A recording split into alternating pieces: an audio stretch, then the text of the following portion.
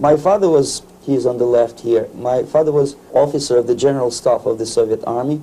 He was inspector of land forces, Soviet troops stationed in countries like Mongolia, Cuba, East European countries. This is the picture taken at the entrance of my Institute of Oriental Languages. It's a part of Moscow State University. As every Soviet student, I was, quote-unquote, volunteering for harvesting grain in Kazakhstan. By the end of my training in school, I was recruited by the KGB. This picture was taken on that day, and you can see again how happy it feels to be recruited by the KGB. Pay special attention to number of bottles on the table. One of my functions was to keep foreign guests permanently intoxicated the moment they land at Moscow airport. In 1967, the KGB attached me to this magazine, Look magazine. A group of 12 people arrived to USSR from United States to cover the 50th anniversary of October Socialist Revolution in my country. From the first page to the last page, it was a package of lies.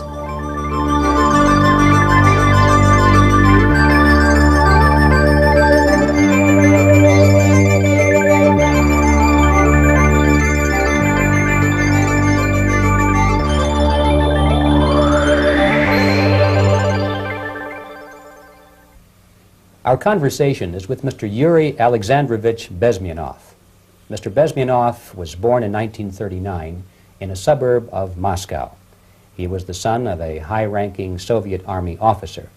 He was educated in the elite schools inside the Soviet Union and became an expert in Indian culture and Indian languages.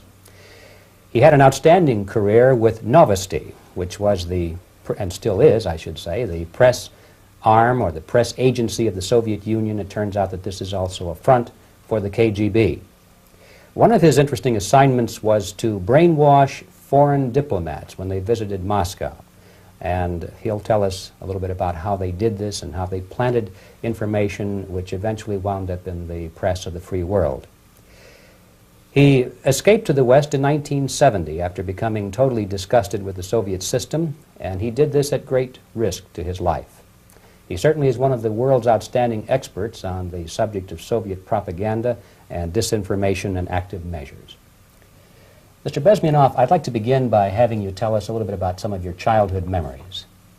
Well, the most vivid memory of my childhood was Second World War, or to be more precise, the end of the Second World War, when all of a sudden United States, from a friendly nation, which helped us to defeat Nazism, turned overnight into a deadly enemy. And it was very shocking because all newspapers were trying to present an image of belligerent, aggressive American imperialism. Most of the things that we were taught is that United States is aggressive power, which is just about to invade our beautiful, free, socialist country, that American CIA is dropping Colorado beetles on our beautiful potato fields to eliminate our crops, and each schoolboy had a picture of Colorado bug on the back page of his notebook, and we were instructed to go into collective fields to search for those little Colorado bugs. Of course we couldn't find any, neither we could find many potatoes, and that was explained again by the encroachments of the decadent imperialist power. The anti-American paranoia, hysteria in the Soviet propaganda was to such of such a higher degree that many less skeptical people or less stubborn would really believe that the United States is just about to invade our beautiful motherland, and some secretly hope that it will come true. That's interesting. Yes. Well, getting back to life inside the Soviet Union or inside communist countries in general, in this country, at the university level primarily, we read and hear that the Soviet system is different from ours, but not that different, and that there is a convergence developing between all of the systems of the world, and that really it doesn't make an awful lot of difference what system you live under, because you have corruption and dishonesty and tyranny and all that sort of thing. From your personal experience, what is the difference between life under communism and life in the United States? Well, life is obviously very much different for simple reason that the Soviet Union is a state capitalist economically. It's a state capitalism where an individual has absolutely no rights, no value, his life is nothing, it's just like an insect. He is disposable, whereby in the United States even the worst criminal is treated as a human being, he has a fair trial, and some of them capitalize on their crimes. They publish their memoirs in their prisons and get handsomely paid by your crazy publishers. The differences, of course, in the daily life are very various, depending on whom we are talking about. In my own private life, I never suffered from communism simply because I was brought up in a family of high-ranking military officer. Most of the doors were open for me. Most of my expenses were paid by the government, and I never had any troubles with the authorities or with the police. So, in other words, I would say I enjoyed, or I had good reasons to enjoy, all the advantages of so-called socialist system. My main motivations to defect had nothing to do with affluence. It was mainly moral indignation, moral protest, rebellion against the inhuman methods of the Soviet system. Well, specifically, what did you object to? I objected, first of all, against oppression of my own dissidents and intellectuals. And that was the most disgusting thing that I witnessed as a young man, young student, who was brought up at a very troublesome period in our history, from Stalin to Khrushchev, from total tyranny and oppression to some kind of liberalization. Second, when I started working for the Soviet embassy in India, to my horror, I discovered that we are millions times more oppressive than any colonial or imperialist power in the history of mankind. That my country brings to India not freedom, progress, and friendship between the nations, but racism, exploitation, and slavery, and of course economical inefficiency to this country. Since I fell in love with India, I developed something which by KGB standards is extremely dangerous thing. It's called split loyalty, when an agent likes a country of assignment more than his own country. I literally fell in love with this beautiful country, a country of great contrasts, but also great humility, great tolerance, and philosophical and intellectual freedoms. My ancestors used to live in caves and eat raw meat when India was a highly civilized nation 6,000 years ago.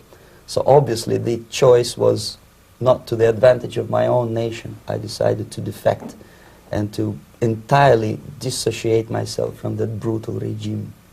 Mr. Bezmanov, we've read a lot about the concentration camps and the slave labor camps under the Stalin regime. Now the general impression in America is that those things are part of the past. Are they still going on today, or what is the status? Yes. There is no qualitative change in the Soviet concentration camp system. There are changes in numbers of prisoners. Again, this is unreliable Soviet statistics. We don't know how many political prisoners are there in the Soviet concentration camps. But we sure know from various sources that at each particular time there are close to 25 to 30 million of Soviet citizens who are virtually kept as slaves in forced labor camp system. The size of the population of a country like Canada is serving terms as prisoners. Incredible. So I would say that those intellectuals who try to convince American public that concentration camp system is a thing of a past are either conscientiously misleading public opinion, or they are not very intellectual people. They're selectively blind. They lack intellectual honesty when they say that. Well, we've spoken about the intellectuals in this country and also the intellectuals in the Soviet Union. What about down at the broad mass level? Do the people in general, the working people, the workers in general in the Soviet Union, do they support the system? Do they tolerate it? What is their attitude? Well, average Soviet citizen, if there is such an animal, of course, does not like the system because it hurts, it kills. he may not understand the reasons. He may not have enough information or educational background to understand. But I doubt very much there are many people who are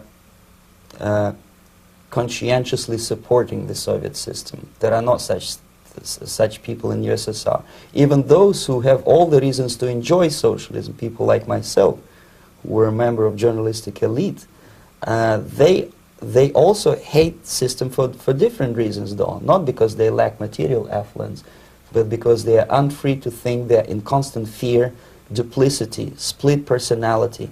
And this is the greatest tragedy for my nation. Well, what do you think are the chances of the people actually overcoming their system or replacing it? There is a great possibility that system will sooner or later be destroyed from within. There is a self-destructive mechanism built into any socialist or communist or fascist system, because there is lack of feedback, because the system does not rely upon loyalty of population. But until this Soviet junta is being supported by the Western so-called imperialists, that is, multinational companies, establishments, governments, and let's face it, intellectuals, so-called academia in the United States is famous for supporting the Soviet system.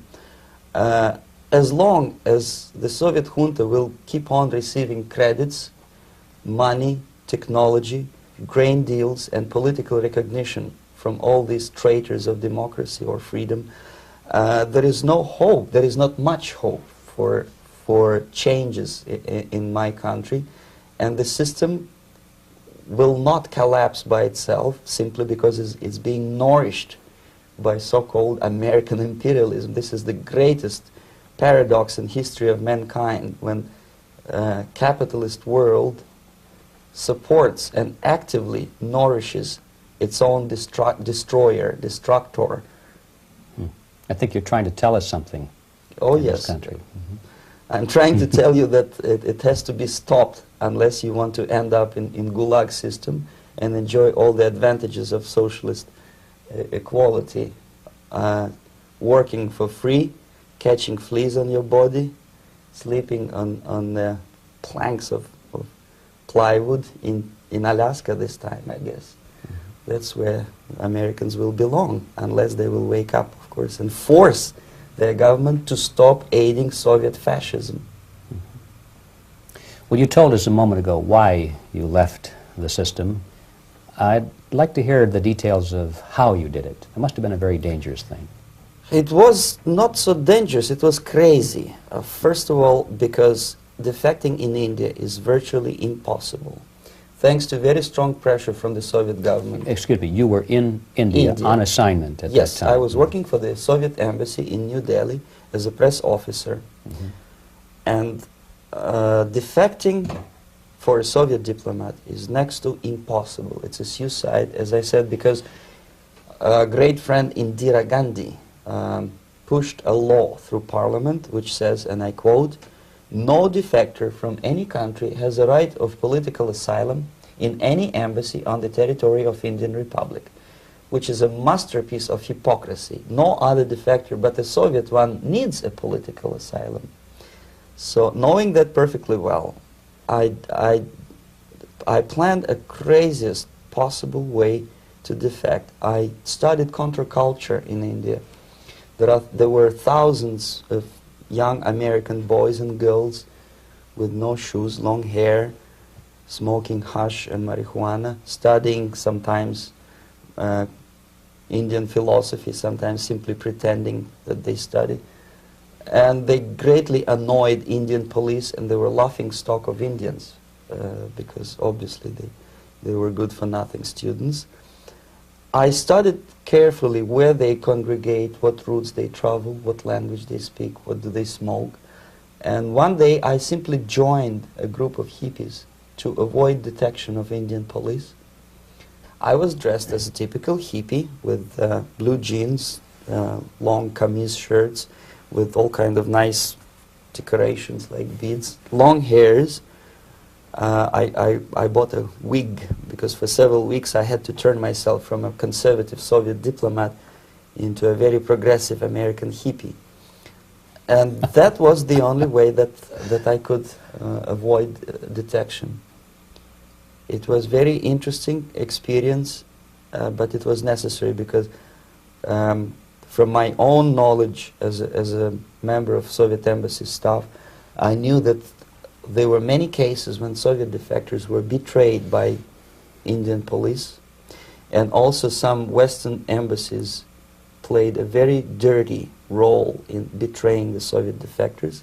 According to our information, they were some, I wouldn't call them double agents, but simply immoral people working for this for the United States embassy, and confiding in people like this would be a suicide.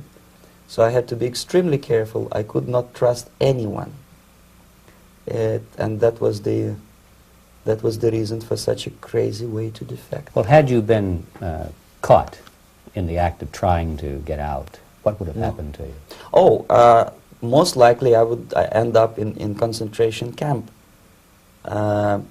or, depending on the situation and on the whim of some bureaucrat in KGB, maybe even executed. This is normal practice, quietly, of course, not publicly. But that would be the end of my defection, of course. Well, when did you finally make it to the United States? In 1970, after about 6 months of debriefing in Athens by the CIA, and I presume FBI too, they let me go first to Germany, then to Canada.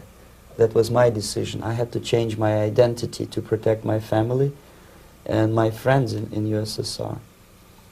And also I was a little bit paranoid, knowing that both Soviet KGB and probably some double agents within the American system may be after me. So I wanted to settle down as far away as possible. I requested CIA to give me some kind of new identity and just let me go on my own. And I settled in Canada. I was a student. I changed many professions, from farm help and laundry truck driver to language instructor and broadcaster for Canadian Broadcasting Corporations in Montreal. Well, have you had any threats on your life or any yes. unpleasant In about 5 years, KGB eventually discovered that I am working for Canadian Broadcasting. I made a very big mistake. I started working for overseas service of CBC, which is similar to Voice of America, in Russian language. And of course, monitoring service in USSR picked up every new voice. Every new announcer, they would make it a point to discover who he is. And in 5 years, sure enough, slowly but surely, they discovered that I am not Thomas Schumann, that I am Yuri Alexandrovich Bezmanov, and that I am working for Canadian Broadcasting, and undermining beautiful détente between Canada and USSR. And the Soviet ambassador Alexander Yakovlev made it his personal effort to discredit me. He complained to Pierre Trudeau, who is known to be a little bit soft on socialism. And the management of CBC behaved in a very strange, cowardly way, unbecoming to representatives of an independent country like Canada. They listened to every suggestion that Soviet ambassador gave, and they started shameful investigation, analyzing content of my broadcasts to USSR. And sure enough, they discovered that some of my statements were probably would be offending to the Soviet Politburo.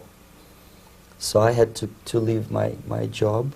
And of course, subtle intimidations. They would say something like, please cross the street carefully because, you know, traffic is very heavy in Quebec.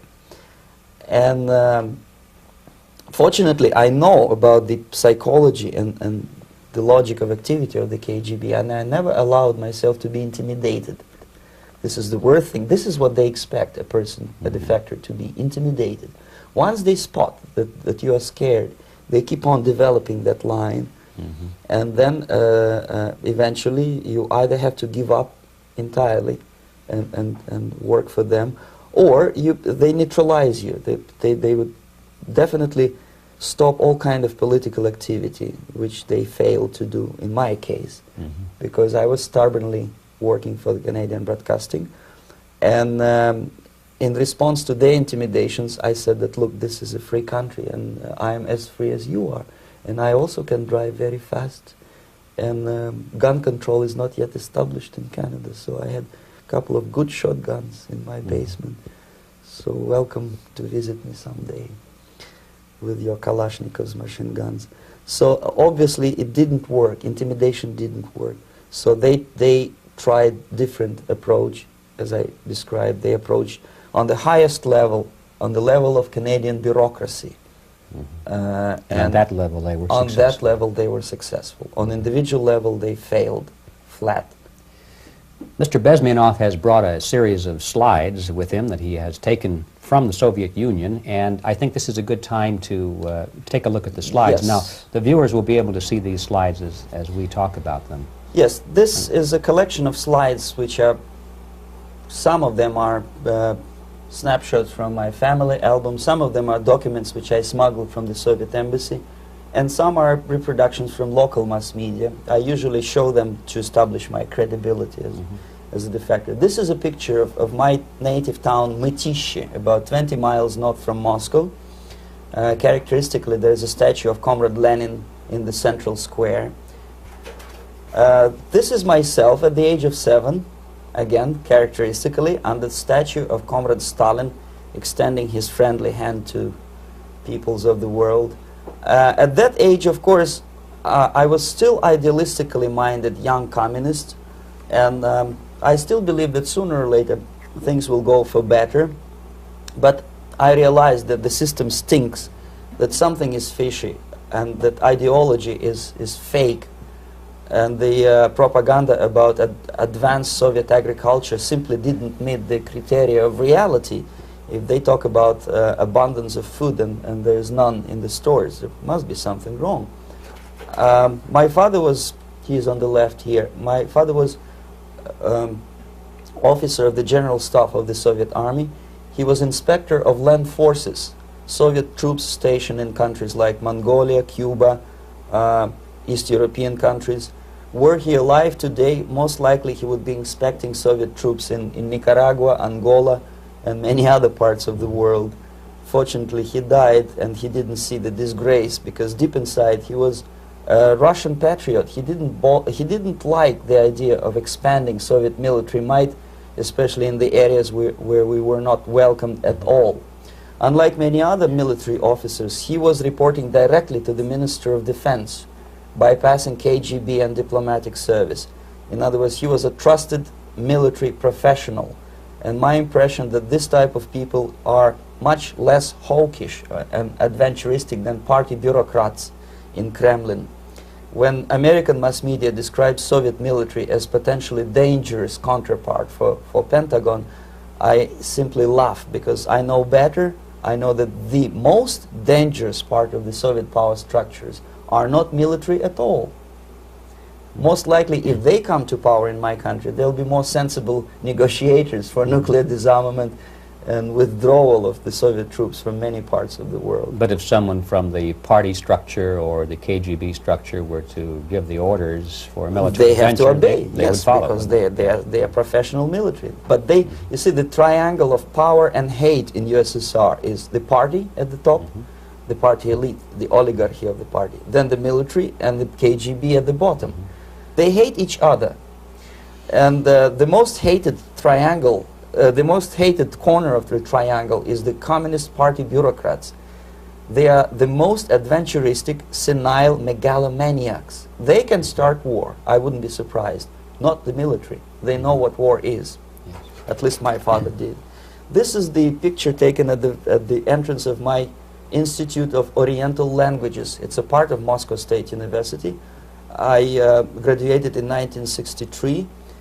And Now, excuse me, which one were you on? I am on the right. You're on the right. And on the left is my my schoolmate Vadim Smirnov, who later was a apparatchik in the Central Committee of the Soviet Union Communist Party. What is an apparatchik? It's a functionary, something like civil service in British Empire. Someone who is never fired from the service. He stays there internally. He may not be promoted too high, but he's a dependable bureaucrat who will stay forever. I studied not only languages, but also history, literature, even music. I'm on this picture. I'm trying to learn how to play Indian musical instrument. I even tried to look like an Indian when I was second-year student. Not bad, right? Yes, actually it was strongly encouraged by the instructors in my school, because the graduates of my school were later on employed as diplomats, foreign journalists, or spies. As every Soviet student, I was quote-unquote volunteering for harvesting grain in Kazakhstan. This is the biggest agricultural blunder of the Soviet government.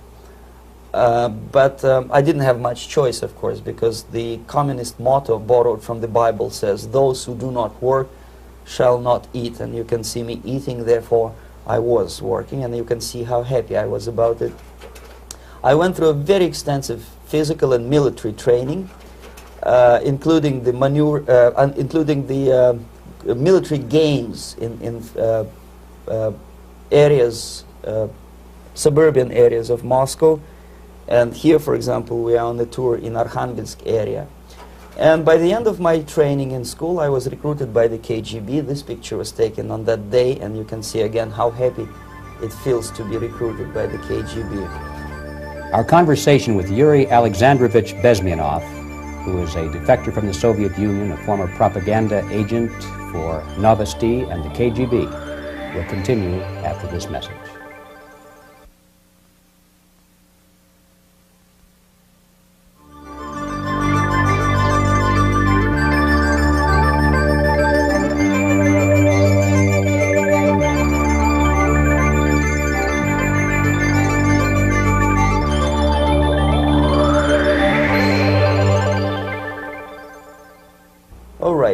As every student in USSR, I went through very extensive physical and military training and civil defense training too. Unlike in the United States, where civil defense is virtually non-existent, zero. In USSR, every student, whatever his major subject, has to go through very extensive 4-year military and civil defense training. You can see me here with a group of students during one of the war games near Moscow. The main idea, of course, is to prepare a huge reserve army of the USSR. Each student has to graduate as a junior lieutenant. In my case, it was administrative and military intelligence service. My first assignment was to India as a translator with the Soviet Economical Aid Group, building refinery complexes in Bihar state and Gujarat state. At that time, I was still naively, idealistically believing that what I was doing contributes to the understanding and cooperation between the nations. It took me quite a number of years to realize that what we were bringing to India was a new type of colonialism, 1,000 times more oppressive and exploitative than any colonialism or imperialism in history of mankind. But at that time, I was still hoping that, well, maybe it's not that bad, could be worse, and things may go for better. And I even tried to implement the beautiful Marxist motto, proletarians of all the countries unite. I tried to unite with a nice Indian girl, and I was fascinated by Indian culture, by the family life in this country. But obviously, Communist Party had different plans for my genes, so I had to marry this beautiful Russian girl. In the span of my career, I married 3 times. Most of these marriages were marriages of convenience, on advice from the Department of Personnel. This is normal practice in USSR. When a Soviet citizen is assigned to a foreign job, he has to be married, either to keep family in USSR as hostages, or, if it's a convenience marriage like mine, so that the husband and wife are virtually informers on each other to prevent defection or contamination by decadent imperialist or capitalist ideas. In my case, I hated that girl so much that the moment I landed in Moscow, we were divorced, and I married later, second time. By the end of my first assignment in India, I was promoted to the position of public relation officer. You can see me here translating a speech by a Soviet boss. And you're on the right. I'm on the right here, yes. And it was, the occasion was commissioning of the refinery complex in Bihar, Barauni. Back in Moscow, I was immediately recruited by Novosti Press Agency, which is a propaganda and ideological subversion front for the KGB. 75% of the members of the Novosti are commissioned officers of the KGB. The other 25 are, like myself, co-opted agents who are assigned to specific operations. In this particular case, you can see me talking to students of Lumumba Friendship University in Moscow. This is a huge school under the direct control of the KGB and Central Committee, where future leaders of the so-called national liberation movements are being educated and selected carefully. And some of them have absolutely, this, for example, is a group of students from Lumumba. They don't look like students at all. They look more like military, and that's exactly what they were. They were dispatched back to their countries to be leaders of the so-called national liberation movements, or to be translated into normal human language, leaders of international terrorist groups. Another area of activity when I was working for the Novosti was to accompany groups of so-called progressive intellectuals, writers, journalists, publishers, teachers, professors of colleges. You can see me here in Kremlin. I'm second on the left, with a group of Pakistani and Indian intellectuals. Most of them pretended they don't understand that we are actually working on behalf of the Soviet government and the KGB. They pretended that they are actually being guests, VIP intellectuals, that they are treated according to their merits and their intellectual abilities. For us, they were just a bunch of political prostitutes to be taken advantage for various propaganda operations. Therefore, you can see perfectly well the senior colleague of mine on the left doesn't really have that much respect on his face, and myself with a very skeptical smile, typical KGB sarcastic smile, anticipating another victim of ideological brainwashing. This is how a typical conference in Novosti headquarters in Moscow looked like. Sitting in the middle is Boris Burkov, the then director of Novosti Press Agency, high-ranking party bureaucrat in the Department of Propaganda. I am standing next to a famous Indian poet, Sumitranandan Pant. He was famous because he was an author. He was the author of a famous poem titled Rhapsody to Lenin. That's why he was invited to USSR, and everything was paid by the Soviet government. Pay special attention to number of bottles on the table. This is one of the ways to kill the awareness or curiosity of foreign journalists. One of my functions was to keep foreign guests permanently intoxicated the moment they land at Moscow airport. I had to take them to the VIP lounge and toast to friendship and understanding between the nations of the world, glass of vodka, then a second glass of vodka, and in no time my guests would be feeling very happy. They would see everything in kind of pink, nice color, and that's the way I had to keep them permanently for the next 15 or 20 days. At certain point in time, I had to withdraw alcohol from them so that some of them, who are the most recruitable, would feel a little bit shaky, guilty, trying to remember what they were talking last night. That's the time to approach them with all kind of nonsense, such as joint communique or statement for Soviet propaganda. That's the time they are the most flexible.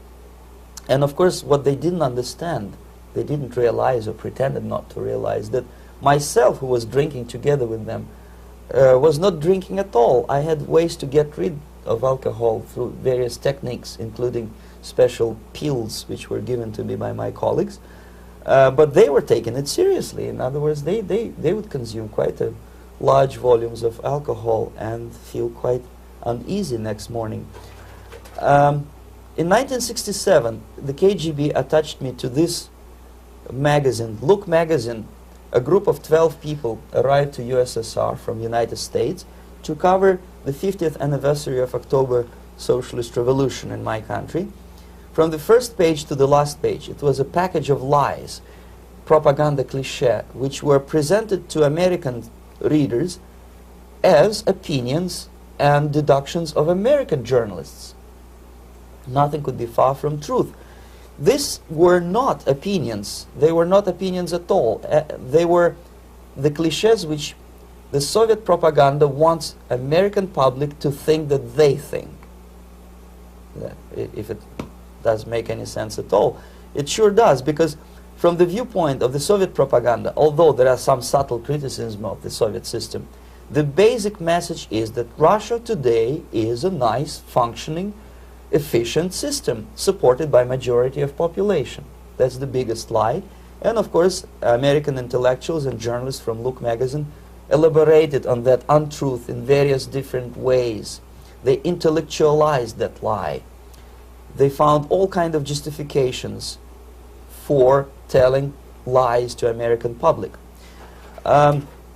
Excuse me, it was partly your job to make sure that they got these ideas, yes, and accepted them as their own ideas. Right. Actually, even before they arrived to USSR, and they paid astronomical sum of money for that visit, they were submitted, this Novosti Press Agency developed so-called backgrounders, 20-25 pages of information and opinions which were presented to the journalists even before they bought their tickets to Moscow. They had to analyze the situation, and judging on their reaction to that backgrounder, the local Novosti representative or local Soviet diplomat in Washington, D.C. would assess whether they be given visa to USSR or not. So but they were selected ahead of time. Oh yes, they were pre-selected very carefully, and there is not much chance for honest journalists to arrive to USSR and to stay there for 1 year and to bring this package of lies back home. This, for example, is a centerfold of the Look magazine. They presented this monument erected by Communist Party in Stalingrad as the symbol, personification of Russian military might. And they said in the article, which is published on the site, that Soviets are very proud of the victory in the Second World War. This is another big myth, a lie. No sensible people would be proud to lose 20 millions of their countrymen in a war which was started by Genosse Hitler and Comrade Stalin and paid by American multinationals.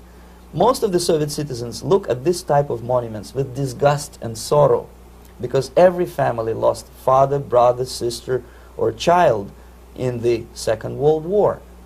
Yet American journalists who were trying to appease, to please their hosts, presented this picture on the centerfold as the symbol and personification of Soviet national, they call it Russian national spirit.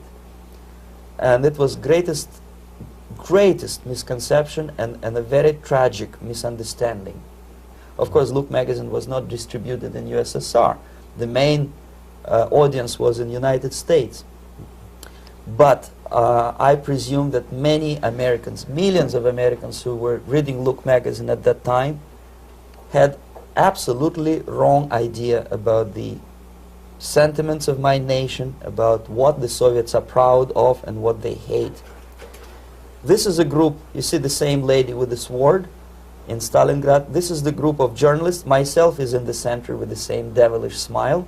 And Mr. Philip Harrington is on the extreme left there with his camera. This is the gentleman which was so deaf or so uninterested in what I had to say to him. This is the same picture, a blow-up of the same picture. Many guests from various countries, in this particular case from Asia and Africa, were taken by me as a Novosti Press Agency employee for a tour across Siberia, for example. We would show them typical kindergarten, you see, nothing special by American standards, just nice children sitting, eating their breakfast or lunch. What they could not understand, or they pretended not to understand, that this is an exemplary kindergarten. This is not the kindergarten for average person or average family in USSR. And we maintain that illusion in their minds. You can see myself under the red spot in the middle there, with the same business-like expression. I'm doing my job. That's what I'm assigned to do, and that's what I was paid to do.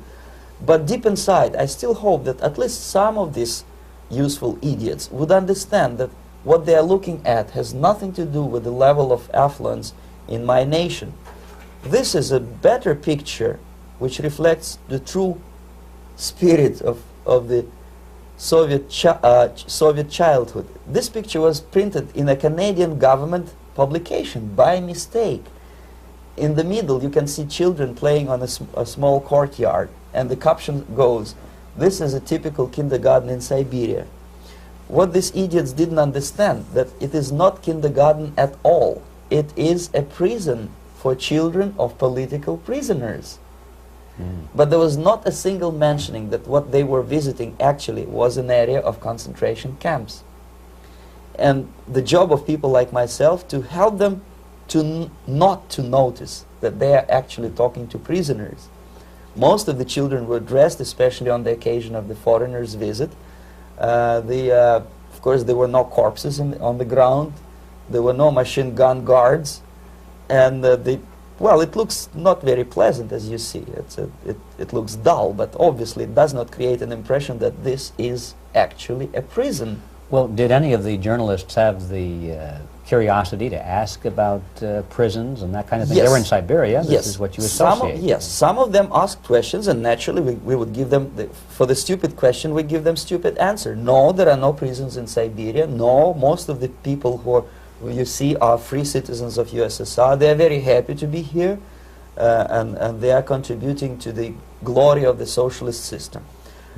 Some of them pretended that they believe what I was telling them, and most of them, we may discuss it later, what are the motivations of these people? Why would they stubbornly bring lies to their own population through their own mass media?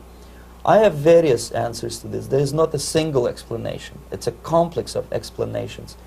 It's fear, pure biological fear. They understand that they are on the territory of an enemy state, a police state.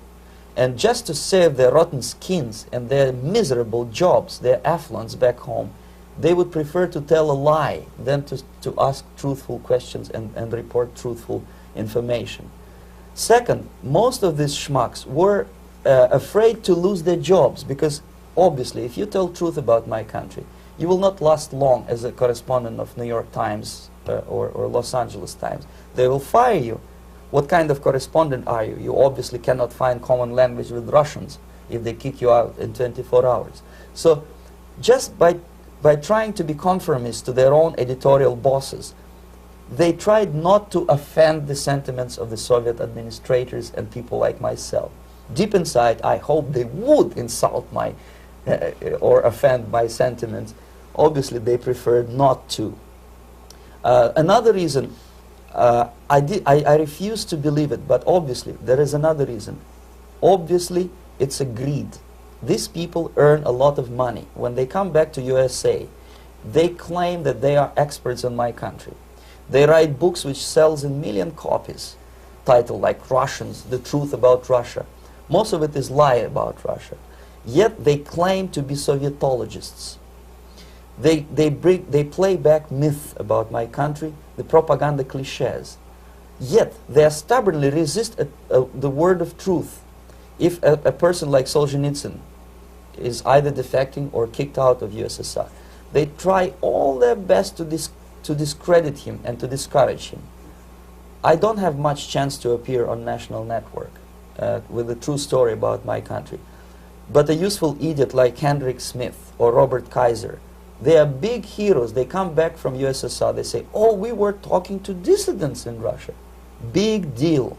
Soviet dissidents are chasing American correspondents in the streets, and they are cowardly escaping from these contacts. For some strange reason, if you want to know more about Spain, you refer to Spanish writers. If you want to learn more about French, you read French writers. Even about Antarctica, I bet you would read Penguins. Only about the Soviet Union, for some strange reason, you read Hendricks and Schmendricks and all kind of Kissingers, because they claim that they know more about my country. They know nothing, or next to nothing, or they pretend that they know more than they actually do. I would say they are dishonest people who lack integrity and common sense and intellectual honesty. They bring back all kind of stories like that. A kindergarten in Siberia. Omitting the most important fact, it's a prison for children of political prisoners. Another greatest example of monumental idiocy of American politicians. Edward Kennedy was in Moscow, and he thought that he is a popular, charismatic American politician who is easygoing, who can smile, dance at the wedding in Russian Palace of Marriages. What he did not understand, or maybe he pretended not to understand, that actually he was being taken for a ride. This is a staged wedding, especially to impress foreign media, or useful idiots like Ed Kennedy. Most of the guests there, they had security clearance, and they were instructed what to say to foreigners. This is exactly what I was doing. You can see me in the same damn wedding palace in Moscow where Ed Kennedy was dancing here. You see, smiling. He thinks he's very smart. From the viewpoint of Russian citizens who observe this idiocy, he's narrow-minded, egocentrical idiot who tries to earn his own popularity through participation in propaganda farces like this. Here you can see myself. On the right, again, exemplary Soviet bride. On the left, 3 journalists from various countries, Asia, Africa, and Latin America. Obviously, they enjoying the situation. They will go back home and write the reports. We were present on a regular Soviet wedding. They were not present on a regular Soviet wedding. They were present, they were part of a farce, of a circus performance. Another thing which I had to sometimes risking my life to explain to foreigners. Time magazine, for example, is very critical of South African racist regime. The whole article was dedicated to the shameful internal passport system where blacks are not allowing to live with whites. For some strange reason, for the last 14 years since my defection, nobody wanted to pay attention to my passport. This is my passport. It also shows my nationality, and it has a police rubber stamp, which is called propiska in Russian language, which assigns me to a certain area of residence. I cannot leave that area, same way as this black man cannot leave the area in South Africa. Yet we call South African government racist regime. Not a single Jane Schmonda or Fonda is brave enough, courageous enough to come to media and say, look, this is what happens in USSR. I send a copy of my passport to many American liberals and civil rights defenders and all the other useful idiots. They never bothered to answer me back. This shows what kind of integrity, what kind of honesty these people are. They're a bunch of hypocrites because they don't want to recognize a good example of racism in my country. This is the first stage of befriending a professor. You can see myself on the left with the same James Bond smile. On the right is my KGB supervisor, Comrade Leonid Mitrokhin, and in the middle a professor of political science in Delhi University. The next stage would be to invite him to a gathering of Indo-Soviet Friendship Society. There he is sitting next to his wife before he is being sent to USSR for a free trip. Everything is paid by the Soviet government. He was made to believe that he is invited to USSR because he is a talented, sober-thinking intellectual. Absolutely false. He is invited because he is a useful idiot, because he would agree and subscribe to most of the Soviet propaganda cliché.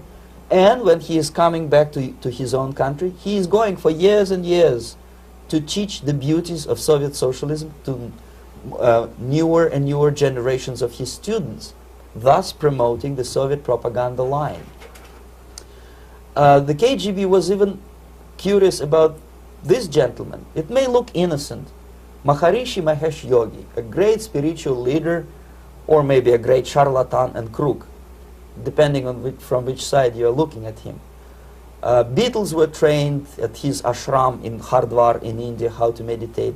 Mia Farrow and other useful idiots from Hollywood visited his school, and they returned back to United States absolutely zonked out of their minds with marijuana, hashish, and crazy ideas of meditation. To meditate, in other words, to isolate oneself from the current social and political issues of your own country.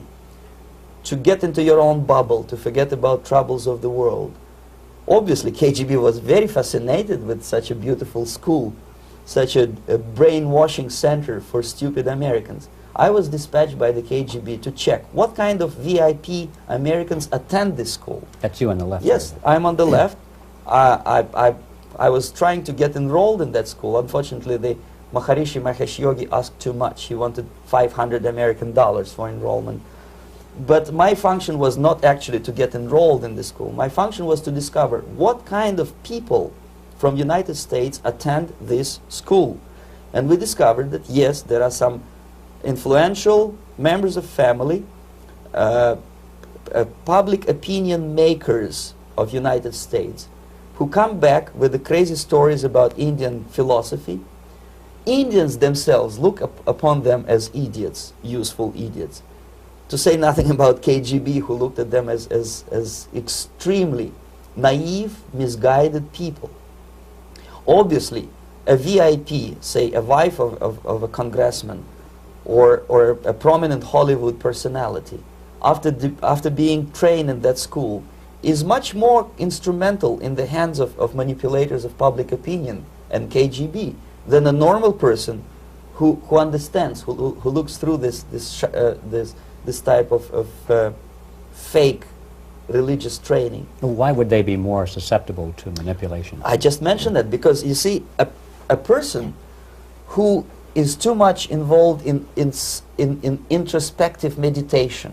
You see, if you carefully look what Maharishi Mahesh Yogi is teaching to Americans, is that most of the problems, most of the burning issues of today can be solved simply by meditating. Don't rock the boat. Don't get involved. Just sit down, look at your navel, and meditate. And the things, due to some strange logic, due to cosmic vibration, will settle down by themselves. This is exactly what the KGB and Marxist-Leninist propaganda wants from Americans, to distract their opinion, attention, and mental energy from real issues of the United States into a non-issues, into a non-world, non-existent harmony. Obviously, it's more beneficial for the Soviet aggressors to have a bunch of duped Americans than Americans who are self-conscious, healthy, physically fit, and alert to the reality. Maharishi Mahesh Yogi obviously is not on the payroll of the KGB. But whether he knows it or not, he contributes greatly to demoralization of American society. And he's not the only one. There are hundreds of those gurus who come to your country to capitalize on naivete and stupidity of Americans. It's a fashion. It's a fashion to meditate. It's a fashion not to be involved. So obviously, you can see that if KGB were that curious, if they paid my trip to Hardwar, if they assigned me to that strange job, obviously they were very much fascinated. They were convinced that that type of brainwashing is very efficient and instrumental in demoralization of the United States. Our conversation with Yuri Alexandrovich Bezmanov, who is a defector from the Soviet Union, a former propaganda agent for Novosti and the KGB, will continue after this message.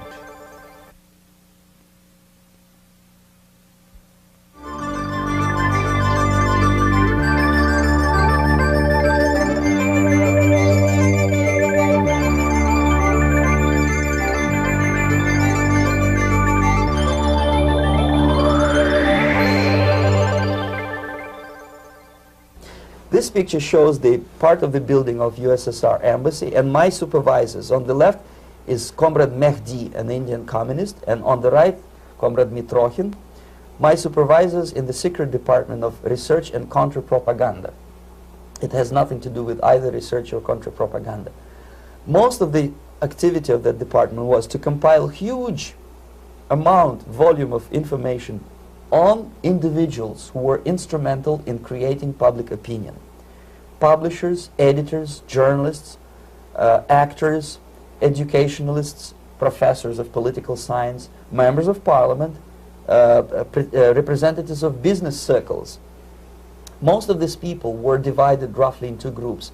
Those who would toe the Soviet foreign policy, they would be promoted to the positions of power through media and public opinion manipulation. Those who refused the Soviet influence in their own country would be character assassinated or executed physically come revolution. Same way as in the small town of Hue in South Vietnam, several thousands of Vietnamese were executed in one night when the city was captured by Viet Cong for only 2 days. And American CIA could never figure out how could possibly communists know each individual, where he lives, where to get him, and would be arrested in one night, basically in some 4 hours before dawn, put on a van, taken out of the city limits and shot. The answer is very simple. Long before communists occupied the city, there was extensive network of informers, local Vietnamese citizens, who knew absolutely everything about people who are instrumental in public opinion, including barbers and taxi drivers. Everyone who was sympathetic to the United States was executed. Same thing was done under the guidance of the Soviet embassy in Hanoi, and same thing I was doing in New Delhi. To my horror, I discovered that in the files where people were doomed to execution, there were names of pro-Soviet journalists with whom I was personally friendly. Pro-Soviet? Yes. They were idealistically minded leftists who made several visits to USSR, and yet the KGB decided that come revolution or drastic changes in political structure of India, they will have to go. Why is that? Because they know too much. Simply because, you see, the useful idiots, the leftists who are idealistically believing in the beauty of Soviet socialist or communist or whatever system, when they get disillusioned, they become the worst enemies. That's why my KGB instructors specifically made a point, never bother with leftists. Forget about these political prostitutes. Aim higher. This was my instruction. Try to get into large circulation, established conservative media. Rich, filthy rich movie makers, intellectuals, so-called academic circles. Cynical, egocentric people who can look into your eyes with angelic expression and tell you a lie. These are the most recruitable people, people who lack moral principles, who are either too greedy or too suffer from self-importance. They feel that they matter a lot. These are the people who KGB wanted very much to recruit. But to eliminate the others, to execute the others, don't they serve some purpose? Wouldn't they be the ones they rely on? They serve purpose only at the stage of destabilization of a nation. For example, your leftists in the United States, all these professors and all these beautiful civil rights defenders, they are instrumental in the process of the subversion only to destabilize the nation. When their job is completed, they are not needed anymore. They know too much. Some of them, when they get disillusioned, when they see that Marxist-Leninists come to power, obviously they get offended. They think that they will come to power. That will never happen, of course. They will be lined up against the wall and shot. But they may turn into the most bitter enemies of Marxist-Leninists when they come to power. And that's what happened in Nicaragua. You remember most of these former Marxist-Leninists were either put to prison or one of them split, and now he's working against Sandinistas. It happened in Grenada when Maurice Bishop was already a Marxist. He was executed by a new Marxist who was more Marxist than this Marxist. Same happened in Afghanistan when first there was Taraki, he was killed by Amin, then Amin was killed by Babrak Karmal with the help of KGB. Same happened in Bangladesh when Mujibur Rahman, very pro-Soviet leftist, was assassinated by his own Marxist-Leninist military comrades. It's the same pattern everywhere. The moment they serve their purpose, all the useful idiots are either be executed entirely, all the idealistically minded Marxists, or exiled or put in prisons, like in Cuba. Many former Marxists are in Cuba, in prison. So most of the Indians who were cooperating with the Soviets, especially with our Department of Information of the USSR Embassy, were listed for execution. And when I discovered that fact, of course I was sick. I was mentally and physically sick. I thought that I'm going to explode one day during the briefing at the ambassador's office. I would stand up and say something that we are basically a bunch of murderers. That's what we are. It has nothing to do with friendship and understanding between the nation and blah, blah, blah. We are murderers. We behave as a bunch of thugs in a country which is hospitable to us, a country which with ancient traditions. But I did not defect. I tried to get the message across. To my horror, nobody wanted even to listen, least of all to believe what I had to say. And I tried all kinds of tricks. I would leak information through letters or lost documents or something like that. And still I got no message. The message was not published, even in the conservative mass media of India. The immediate impulse to defect was Bangladesh crisis, which was described by American correspondents as Islamic grassroots revolution, which is absolute baloney. There was nothing to do with Islam, and there was no grassroots revolution. Actually, there are no grassroots revolutions, period. Any revolution is a byproduct of a highly organized group of conscientious and professional organizers, but it has nothing to do with grassroots. In Bangladesh, it was nothing with grassroots. Most of the Awami League party members, Awami League means People's Party, were trained in Moscow in the High Party School.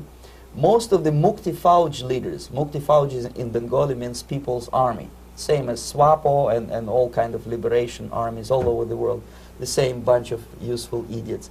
They were trained at Lumumba University and various centers of the KGB in Simferopol, in Crimea, and in Tashkent.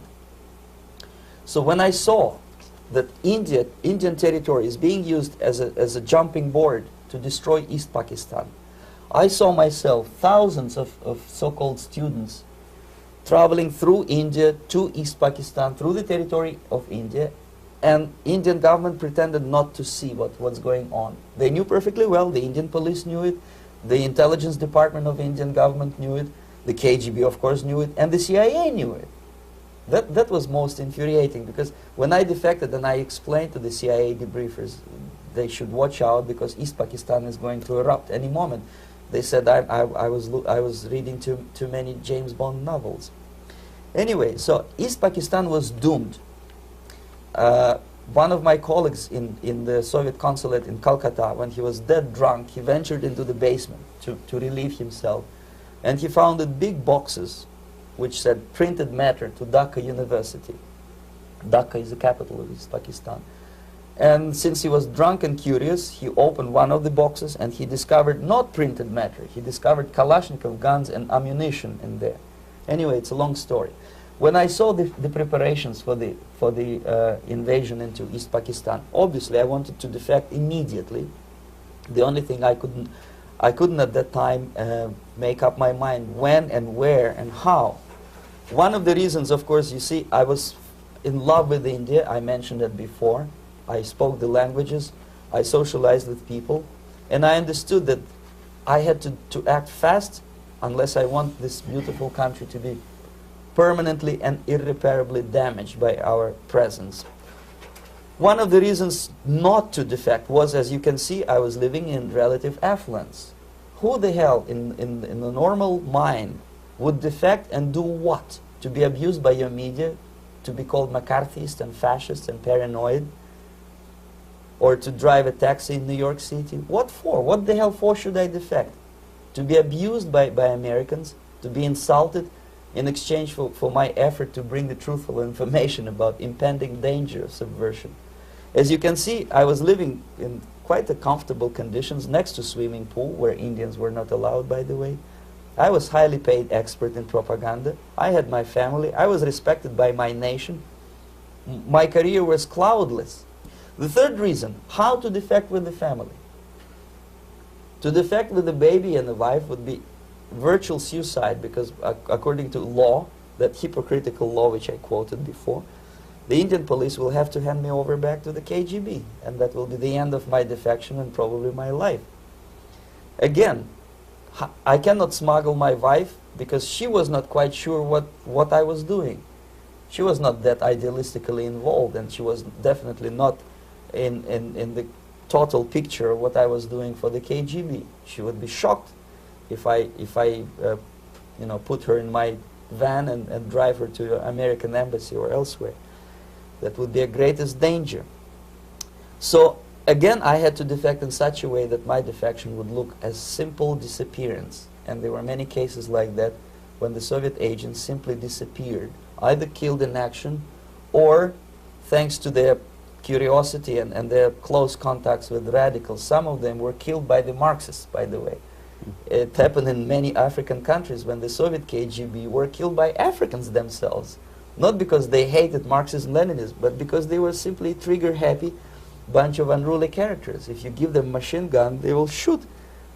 And some of the Soviets obviously were not careful enough to protect themselves, and they got into embarrassing situations when they were shot at the crossfire between factions of so-called liberation movements. Anyway, so I decided, as I said, to study the counterculture. I decided this probably would be the best way to disappear. I socialized with characters like this. On the left, you see, he's a barefoot American hippie.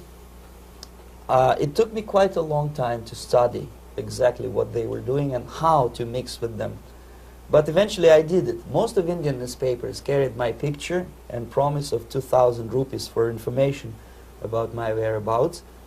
But they were looking for the wrong person, because they obviously tried to stop a young Soviet diplomat in white shirt and tie, and this is how I looked at the time of defection. Nobody could possibly think that a Soviet diplomat would be as crazy as to join a bunch of hippies. That's you. Yes, travel India and smoke hash. So I made it literally almost like a Hollywood-style detective story. From under the nose of the KGB in Bombay airport, I landed a plane and I flew to Greece, where I was debriefed by the CIA. That's basically that's all for my slides. We can turn off the projector, and that's very interesting. Well, you spoke several times before about ideological subversion. That is a phrase that I'm afraid some Americans don't fully understand. When the Soviets use the phrase ideological subversion, what do they mean by it? Ideological subversion is the process which is legitimate, overt, and open. You can see it with your own eyes. All you have to do, all American mass media has to do, is to unplug their bananas from their ears, open up their eyes, and they can see it. There is no mystery. There is nothing to do with espionage. I know that espionage intelligence gathering looks more romantic. It sells more deodorants through the advertising, probably. That's why your Hollywood producers are so crazy about James Bond type of thrillers. But in reality, the main emphasis of the KGB is not in the area of intelligence at all. According to my opinion and opinion of many defectors of my caliber, only about 15% of time, money, and manpower is spent on espionage as such. The other 85% is a slow process which we call either ideological subversion or active measures, активные мероприятия in the language of the KGB, or psychological warfare. What it basically means is to change the perception of reality of every American to such an extent that despite of the abundance of information, no one is able to come to sensible conclusions in the interests of defending themselves, their families, their community, and their country. It's a great brainwashing process which goes very slow, and it's divided in 4 basic stages. The first one being demoralization. It takes from 15 to 20 years to demoralize a nation. Why that many years? Because this is the minimum number of years which requires to educate one generation of students in the country of your enemy, exposed to the ideology of the enemy. In other words, Marxism-Leninism ideology is being pumped into the soft heads of at least 3 generations of American students without being challenged or counterbalanced by the basic values of Americanism, American patriotism. The result you can see. Most of the people who graduated in the 60s, dropouts or half-baked intellectuals, are now occupying the positions of power in the government, civil service, business, mass media, educational system. You are stuck with them. You cannot get rid of them. They are contaminated. They are programmed to think and react to certain stimuli in a certain pattern. You cannot change their mind, even if you expose them to authentic information, even if you prove that white is white and black is black. You still cannot change the basic perception and the logic of behavior. In other words, these people, the process of demoralization is complete and irreversible. To get rid society of these people, you need another 20 or 15 years to educate a new generation of patriotically minded and common sense people who would be acting in favor and in the interests of the United States society. And yet these people who've been programmed and, as you say, in place and Yes. who are favorable to an opening with the Soviet concept, these are the very people who would be marked for extermination in this country? Most of them, yes. Simply because the psychological shock when they will see in future what the beautiful society of equality and social justice means in practice, obviously they will revolt. They will be very unhappy, frustrated people. And the Marxist-Leninist regime does not tolerate these people. Obviously they will join the links of dissenters, dissidents. Unlike in present United States, there will be no place for dissent in future Marxist-Leninist America. Here you can get popular like Daniel Ellsberg and filthy rich like Jane Fonda for being dissident, for criticizing your Pentagon. In future, these people will be simply squashed like cockroaches. Nobody is going to pay them nothing for their beautiful, noble ideas of equality. This they don't understand, and it will be the greatest shock for them, of course. The demoralization process in the United States is basically completed already. For the last 25 years. Actually, it's overfulfilled, because demoralization now reaches such areas where previously not even Comrade Andropov and all his experts would even dream of such a tremendous success. Most of it is done by Americans to Americans, thanks to lack of moral standards. As I mentioned before, exposure to true information does not matter anymore. A person who was demoralized is unable to assess true information. The facts tell nothing to him. Even if I shower him with information, with authentic proof, with documents, with pictures, even if I take him by force to the Soviet Union and show him concentration camp, he will refuse to believe it until he is going to receive a kick in his fat bottom. When a military boot crashes his, then he will understand, but not before that. That's the tragic of the situation of demoralization. So basically America is stuck with demoralization, and unless, even if you start right now, here, this minute, you start educating new generation of Americans, it will still take you 15 to 20 years to turn the tide of ideological perception of reality back to normalcy and patriotism. The next stage is destabilization. This time, subverter does not care about your ideas and the patterns of your consumption. Whether you eat junk food and get fat and flabby, it doesn't matter anymore. This time, and it takes only from 2 to 5 years to destabilize a nation, what matters is essentials: economy, foreign relations, defense systems.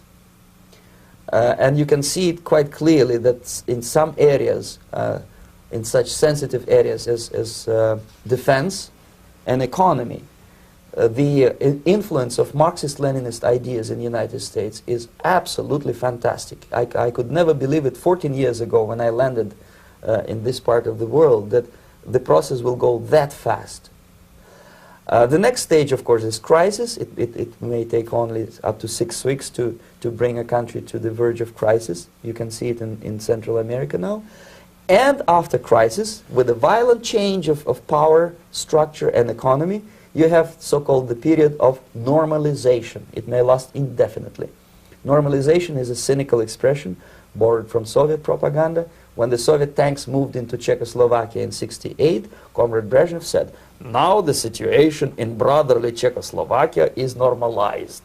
This is what will happen in the United States if you allow all these schmucks to bring the country to crisis, to promise people all kind of goodies and the paradise on earth, to destabilize your economy, to eliminate the principle of free market competition, and to put a big brother government in Washington, D.C., with benevolent dictators like Walter Mondale, who will promise lots of things, never mind whether the promises are fulfillable or not.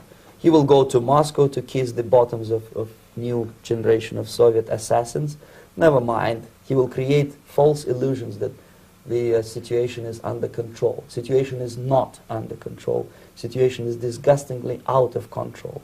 Most of the American politicians, media, and educational system trains another generation of people who think they are living at a peacetime.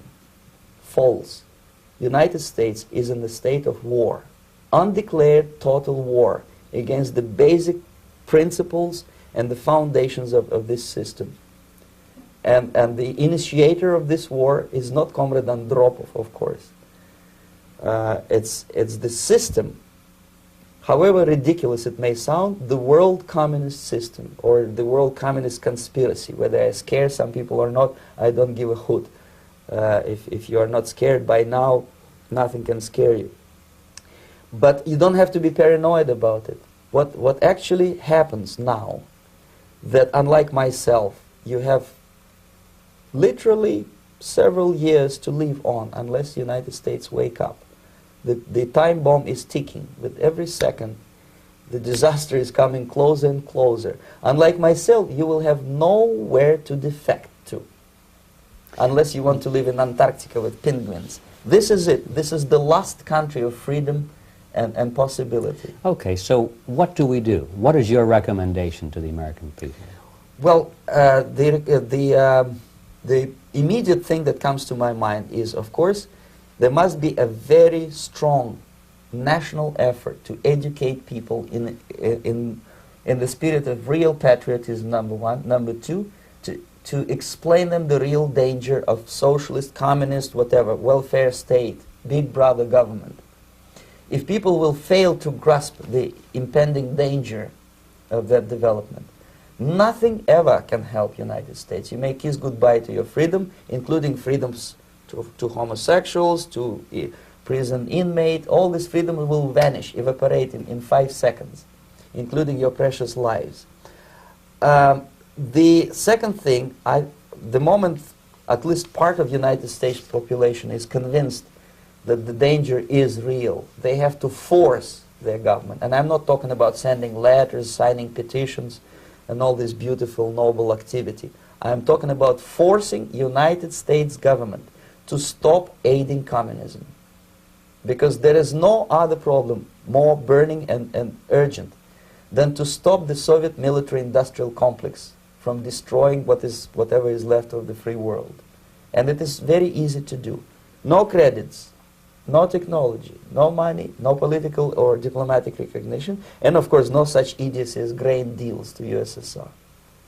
The Soviet people, 270 millions of Soviets, will be eternally thankful to you if you stop aiding a bunch of murderers who sit now in Kremlin and whom President Reagan respectfully calls government. They do not govern anything, least of all such complexity as the Soviet economy.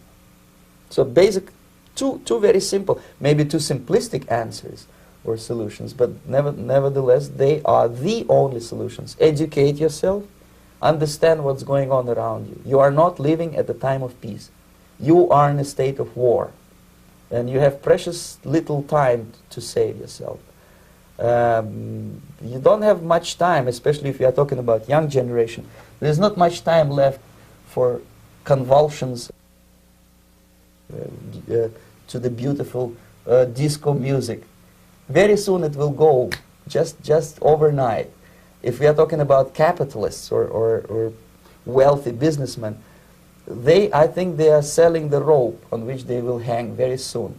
If they don't stop, if they cannot curb their unsettled desire for profit, and if they keep on trading with the monster of the Soviet communism, they are going to hang very soon. And they will pray to be killed, but unfortunately they will be sent to Alaska probably to manage industry of slaves. It's simplistic. I know it sounds unpleasant. I know Americans don't like to listen to things which are unpleasant. But I have defected not to tell you the stories about such idiocy as microfilm, James Bond type espionage. This is garbage. You don't need any espionage anymore. I have come to talk about survival. It's a question of survival of this system. You may ask me, what is it in for me? Survival, obviously, because unlike, as I said, I am now in your boat. If we sing together, we'll sing beautifully together. There is no other place on this planet to defect to.